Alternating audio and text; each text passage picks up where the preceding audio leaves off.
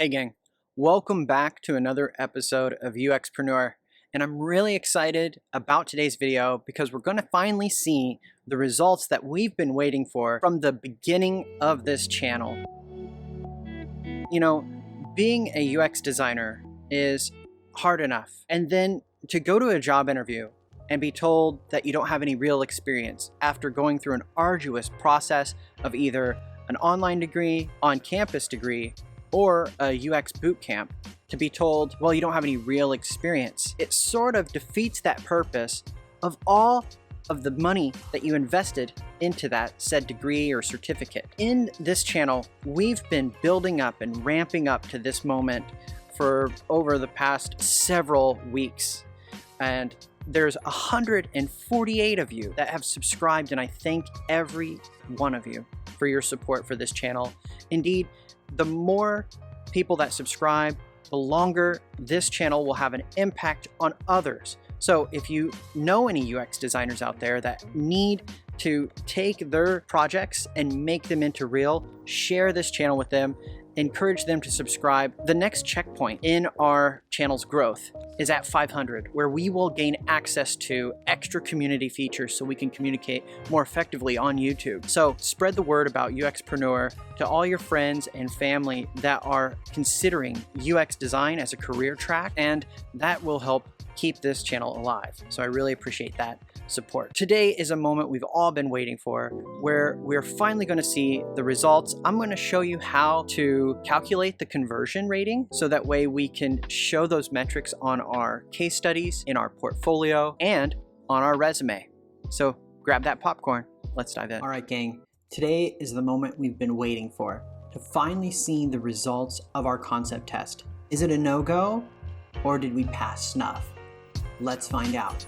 So I'm going to open up Google Chrome here on the computer, and here is our Google Ads campaign. You see we had 1,176 impressions, and we had 43 clicks. That's a 3.66% click-through rate.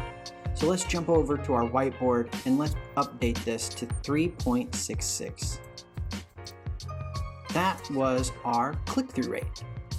Okay, so here we're going from Google Ads to a landing page, HummDrum.com. Now let's see how many signups, because that's rubber meets the road. 5 signups in MailChimp. So congratulations, everyone. HummDrum has been validated as a concept. We have our first 5 subscribers or signups. Wow, that's great. So that's 11.6%. Let's update this to 1,076, right? That's what we saw, 1,176. From 1,176 to 5, that's quite a leap. So let's go 1,176 to 5.42%. That's for the total campaign. But we're just getting started. This is like our benchmark. This is ground level 0. It's nowhere but up from here, all right? So up next, we're gonna talk about activation and actually how to get them to engage with our app itself. You can see that we've done the smoke test, and what's next is fundraising. We're going to start fundraising in order to get pre-seed. That means money before we've built the product, so we can start to use some of that money. I mean, we just blew $90 on a smoke test, right? We got to get some money back in the door before we start losing time. So I think in the next video, we should focus on our pitch deck and go out and try to get some money to at least cover that $90 we made. What do you guys think? Leave a comment down below.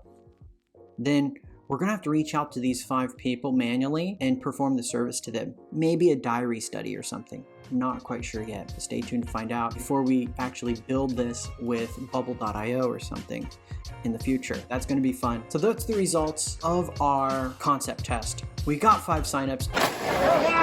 If we had no signups, I'd be worried, but because we have 5, the concept is valid. And what's more is on AdWords here, it shows us what people were searching for. Things like Calm app, apps that can help with depression, beatbox, apps that help with anxiety. And it looks like mental health apps was our best performing keyword. $65 was spent there, 31 clicks, that's a 3.3% click-through rate. Beatbox also performed really well, 8 clicks at a 6.2% click-through rate. So when they were shown, maybe there's just less people searching for that. Really interesting makeup there. Music therapy apps, it was a no-go all across the board. There's just maybe no one in that space or nobody thinking of music therapy to cure depression or anxiety. Interesting. I see that as a gap. Okay, so that concludes our concept test. All right, gang, I hope you enjoyed that video on the results of our concept test, or smoke test, if you will. If you like this video, click the like button down below. If you haven't subscribed, please subscribe. It keeps this channel alive. And to be notified about the next video, click the bell notification, and I'll see you there. Bye-bye.